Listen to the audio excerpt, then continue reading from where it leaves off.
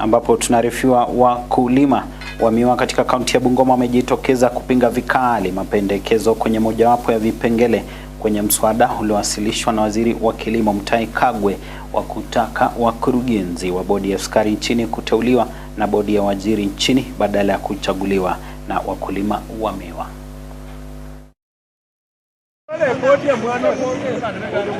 Kwenye kikao na waandishi wa habari wakiongozwa na Bill Wanjala, wakulima hao wanasema katika bodi ya sukari, serikali, wamiliki wa kampuni za sukari na wakulima wanastahili kuwa na uwakilishi sawa, wakisema wakurugenzi hao wanastahili kuchaguliwa na wakulima.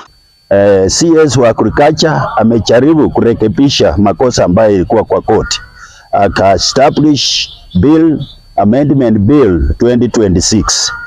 Sisi tumeshukuru kwa sababu kwa hiyo bill amerekebisha catchment na zoning, lakini hide hapo clause ambayo inasema itengele kimoja inasema directors wa growers representative hawatachaguliwa na wakulima, ati watachaguliwa na public service board. Na sisi kama wakulima pamoja na wale tumesikia Wabusia na wengine tunapinga hiyo kabisa, na ni apili yetu kama wakulima kuambia MPs wetu waangalie hiyo bill, wapitishe kila kitu isipokuwa kusema right yetu ya kuchagua madirectors ambao ni wakulima. Hata hivyo wamepigia upato uamuzi wa mahakama ya Vihiga kutaka eneo la Bumula na maeneo mengine tata kurejeshwa eneo la Lower Zone badala ya Upper Zone ilivyopendekezwa hapo awali, ambayo tulipeleka kesi kama watu wa Bumula kuhusu mambo ya Sugar Act 2024 ambayo ilitusegregate watu wa Bumula kuwa kwa Upper Zone, na lakini miwa yetu na madokumenti yetu yote ya kupika kura ni ya Lower Zone. Nashukuru chachi alipitisha kuwa Schedule 1 ya Sugar Act 2024 ilikuwa na makosa kuhusu zoning.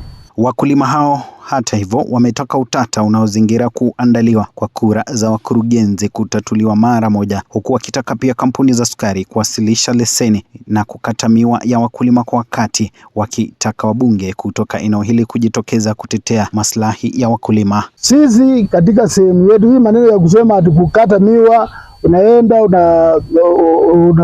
permit ya kuharvest, hiyo kitu hatuipendi. Umepatiwa contract na contract, kwa hiyo contract iko sehemu ambapo umeandikwa miwa yako itakaa kwa shamba mutakani. Pia inachukua muda mwingi sana. Ukienda wanakusungusha uende kupata mambo ya permit, utakuwa umechukua muda mrefu sana. Inataka tu mkulima akiwa na miwa yake akileta maombi ichukue siku 2-3, miwa yake imekatwa, siku 7 amelipwa. Unakuta mkulima anasumbukana sana. Kuja kukatia mkulima miwa ni shida, kuja tractor kubeba miwa ni shida. No, I know that you have a say like other MPs.